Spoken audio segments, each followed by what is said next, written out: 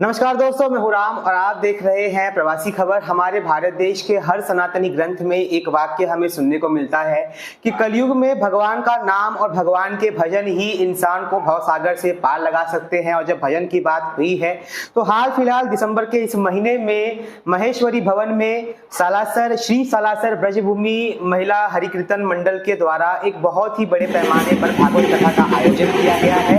आपको बता दूं कि यह जो महिला हरिकीर्तन समिति है ये हमारे भाईंदर वेस्ट के नक्सिस सोसाइटी जो है वहां से आती है और आज पहली बार ये लोग भागवत कथा का आयोजन कर रहे हैं। और आप देख सकते हैं हमारे वीडियो में कि कितने बड़ी संख्या में मीरा भाईंदर वेस्ट के शहरवासी इस भागवत कथा का लाभ लेने के लिए यहाँ पर सम्मिलित हुए। और जब भागवत कथा की बात हुई है तो भागवत कथा के अद्भुत वाचक जिनकी वाणी से सचमुच में भागवत की जो कथा है ऐसी निकलती है जैसे मानो खुद सुखदेव महाराज ही जो है अपने मुख से वो कथा को सुना रहे हैं। मैं बात कर रहा हूं गोपाल जी मिश्र की, जो इस वक्त हमारे साथ यहाँ मौजूद हैं। आइए इनसे बात करते हैं, थोड़ा बहुत इनके जीवन के बारे में जानते हैं, थोड़ा बहुत हमारे भारत के सनातन धर्म के बारे में जानते हैं और थोड़ा आपके और हमारे बारे में भी जानते हैं। तो सबसे पहले गोपाल जी, आपका हमारे प्रवासी खबर में बहुत बहुत स्वागत है। मैं सवाल जवाब का सिलसिला शुरू करूं उससे पहले मैं ये चाहता हूं कि जो दर्शक इस समय आपको देख रहे हैं, जो भक्त आपको देख रहे हैं, आप उनको अपना सारांश में जीवन परिचय दीजिए। आप कौन है, कहां से हैं और इस भागवत प्रेम में आप कैसे आए? हम निवासी राजस्थान के हैं, फतेहपुर शेखावाटी से, और हमने अध्ययन है राजस्थान चूरू नगर है, वहाँ पर चूरू जिला है, उसके अंदर गुरुकुल ऋषिकुल ब्रह्मचर्य आश्रम है, अपने गीता प्रेस गोरखपुर द्वारा वो संचालित है। और परम श्रद्धेय ब्रह्मलीन श्री रामसुदास जी महाराज का काफ़ी हमारे को सानिध्य मिला, उनका आशीर्वाद मिला, और उन्हीं की कृपा के द्वारा बाल्यावस्था के अंदर ये ग्रंथों का अध्ययन वगैरह हमने वो किया। इसके पश्चात हम श्रीधाम वृंदावन के अंदर हमारे गुरुदेव है, जहाँ पर श्रीमद् भागवत का अध्ययन कराया जाता है, श्रीनाथ सेवा संस्थान करके। आज जगत के अंदर कोई ऐसा व्यक्ति नहीं होगा कि जो हमारे गुरु जी का नाम नहीं जानता हो। श्रीनाथ जी शास्त्री करके वृंदावन के अंदर जो कथावाचकों के अंदर विश्व पितामह की संख्या उनको दी गई आज, तो उन्हीं के सानिध्य के अंदर रह करके श्रीमद् भागवत कथा का वाचन हमने प्रारंभ किया। उन्हीं का आशीर्वाद है। और जो भी वक्तव्य इस व्यासपीठ से हम दे रहे हैं ये हमारा नहीं है, हमारा तो गुरु का प्रसाद है। स्वामी रामसुदास जी के महाराज के सानिध्य में रहकर के आपने पढ़ाई की, उनसे कुछ अहम चीजें जो आपने सीखी हो और जो उनका बड़ा अच्छा लगता हो आपको? उनका भाई यही है कि मनुष्य जीवन आपने यदि प्राप्त किया है तो इसी जन्म के अंदर अपना उद्धार कल्याण करने का प्रयास करे, कोशिश करे।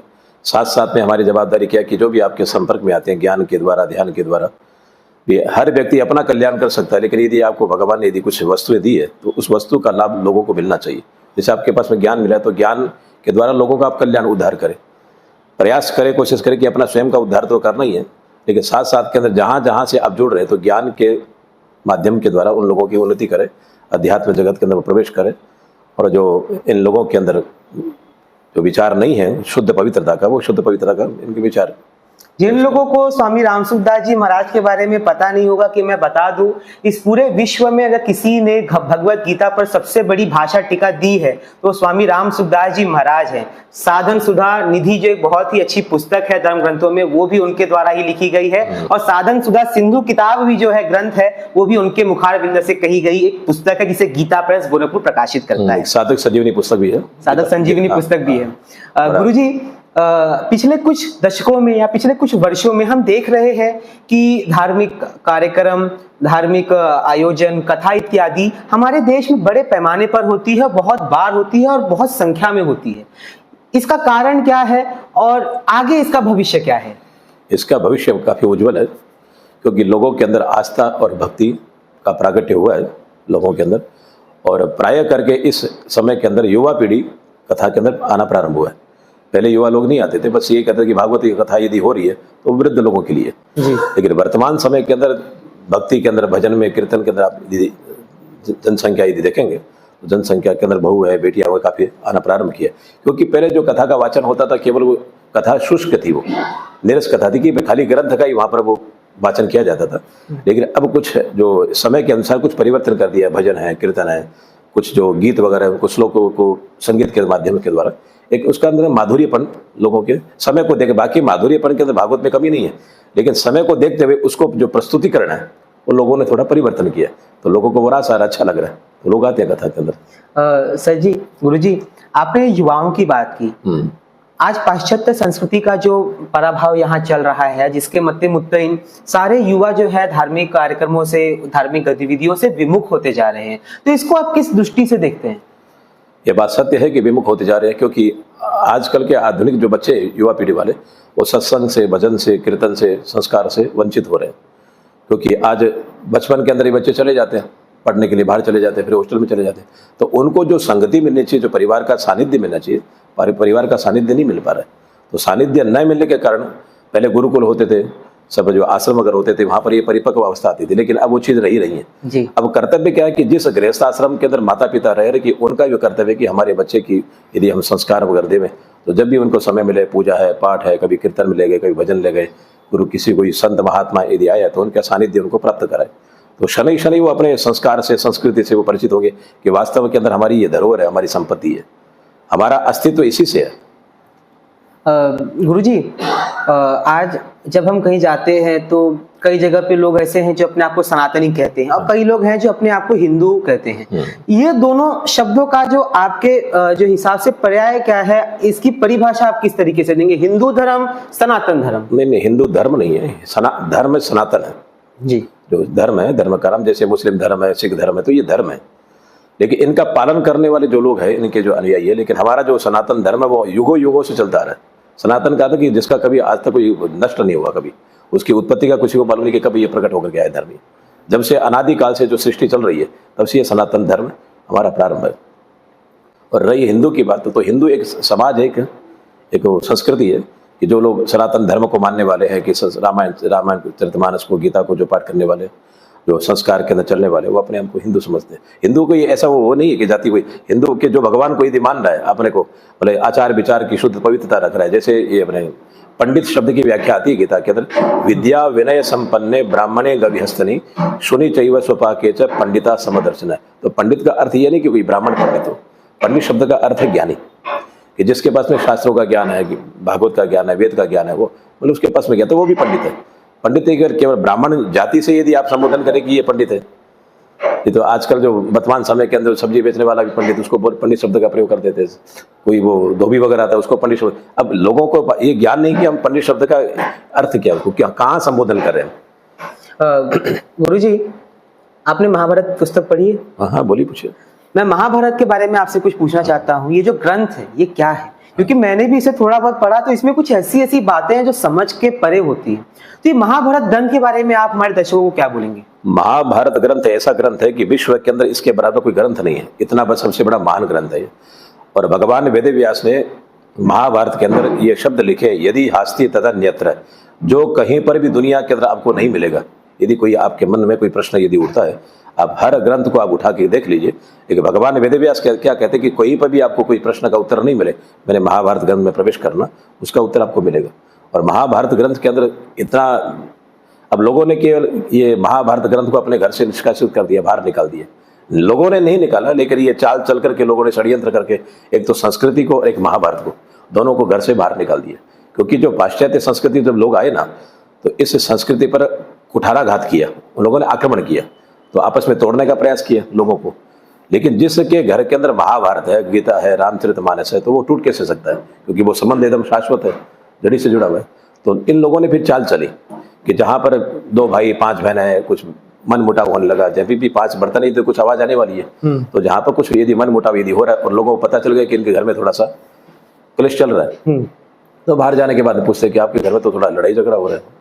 बोले नहीं, हाँ भाई में थोड़ा, बोले इन दिनों में ज्यादा ही हो रहा है। बोले हाँ, हो तो रहा है, तो बस थोड़ा सा उनको वो पॉइंट मिलना चाहिए, तो वो फिर उंगली पकड़ते पकड़ते हाथ पकड़ लेते हो। बोले क्यों हो रहा है आपके घर के अंदर लड़ाई झगड़ा, आपको कारण पता है? बोले कारण तो पता नहीं है। कि तो आपके घर के अंदर महाभारत की पोथी तो नहीं है? बोले महाभारत की पोथी तो है हमारे घर के अंदर। तो बोले उसकी वजह से हो रहा है, क्योंकि महाभारत युद्ध का ही प्रकरण है उसके अंदर। उनकी जो विचारधारा है महाभारत के अंदर युद्ध है, और जहाँ पर वो रखा गया तो वहाँ युद्ध होना है।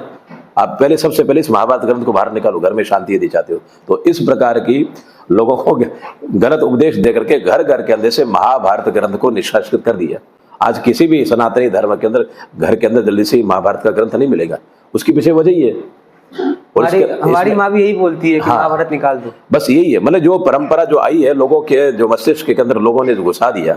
लेकिन सत्य क्या है कि दान धर्मान, राज धर्मान, मोक्ष धर्मान, विभाग, हर धर्म का वेद व्यास जी महाराज ने कूट कूट के इसमें वर्णन किया।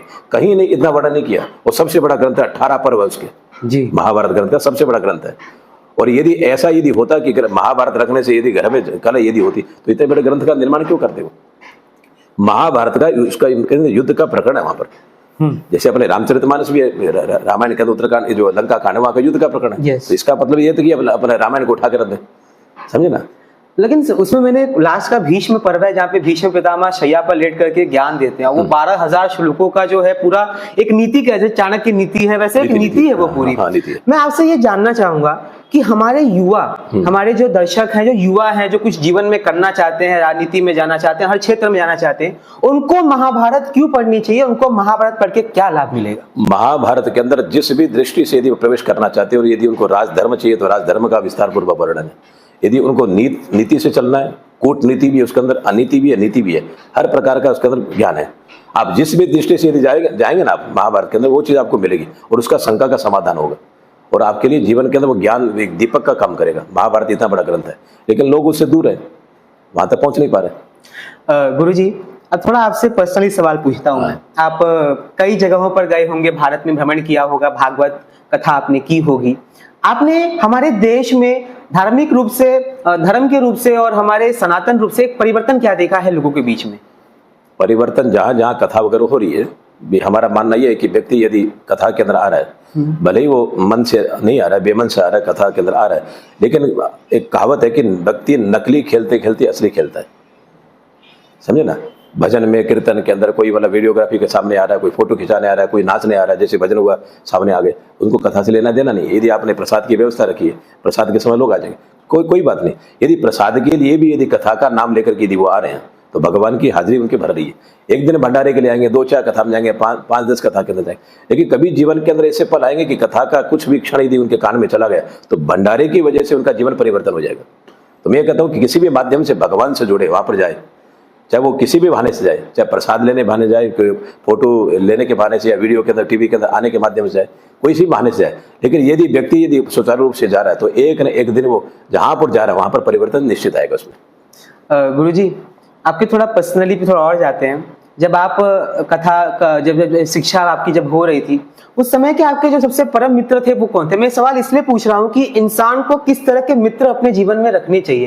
आपके जीवन में कैसे मित्र थे आपके? हमारे बड़े श्रेष्ठ मित्र हैं और जो भी हमारे साथ में जो पढ़े हुए हैं वो सब इस शिक्षा लाइन के अंदर है। कुछ 1-2 जन है जो कथावाचक लाइन के अंदर है, और गुरुकुल के अंदर जहाँ पर हमने श्रीमद् भागवत कथा सीखी है वहां तो सब जो निकले हैं, क्योंकि वो भागवत विद्यालय है जी, भागवत का ही वहां पर अध्ययन किया जाता है। और आज न जाने कितने हजारों लाखों की संख्या में विद्यार्थी वहां से निकल चुके हैं जी। हाँ, तो कई पद प्रतिष्ठित है वो काफी लोग, और काफी उन्होंने प्रतिष्ठा भी पाई है कथा के अंदर। गुरुदेव का खूब नाम रोशन किया है।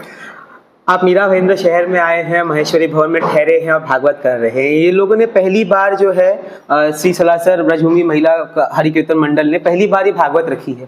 आपको ये कैसी लगी? इस पर आप क्या विचार प्रकट करेंगे? कथा तो अच्छी है ही देखो, लेकिन इन लोगों ने जिस प्रकार से जो प्रेम पूर्वक जो किया है कार्यक्रम, अगर आज महिला मंडल सामने आकर के यदि इतने बड़े आयोजन को किया, क्योंकि भागवत कथा कराना इतना सरल नहीं है, एक दिन का काम नहीं है, साप्ताहिक क्रम है, सब व्यवस्थाओं को इसमें संभालना पड़ता है। लेकिन सुयोजित ढंग से इन लोगों ने जिस प्रकार से कार्य किया है, ये लगता नहीं कि इन्होंने पहली बार किया, लेकिन जब भगवत कृपा जीव के ऊपर हो जाती है, अपने आप को यदि परमात्मा की शरण यदि सौंप देते तो परमात्मा स्वयं वहां पर आकर के अपने कार्य को सुचारू रूप से वो कराता है।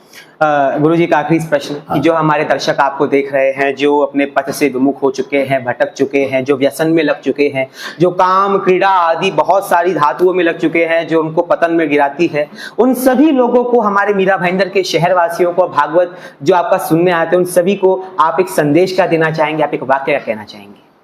मैं श्रीमद् भागवत कथा के द्वारा संदेश यही देना चाहूंगा कि आने वाली जो पीढ़ी है, हम संस्कार और संस्कृति, सनातन और सदाचार, इन 4 बातों का ध्यान रखें।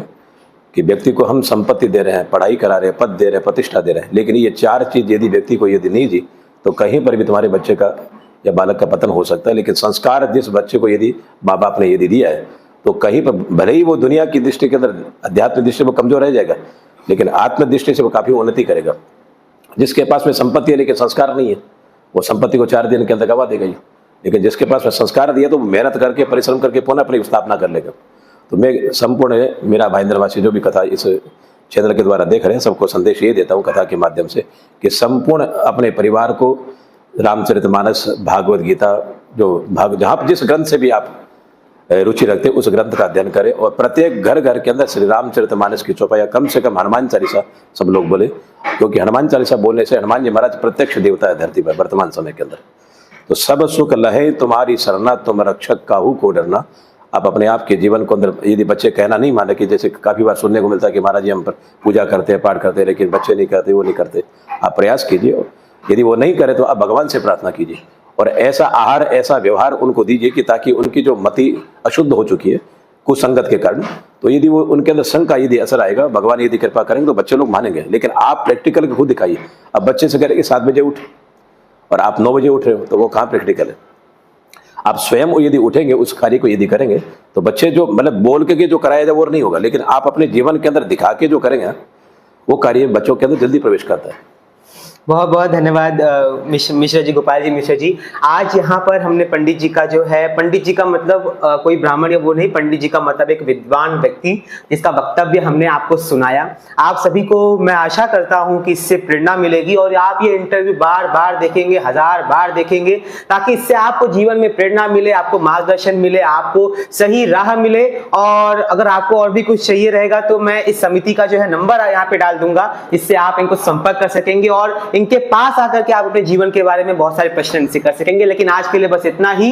इसी के साथ आप देख रहे हैं प्रवासी खबर, मैं हूं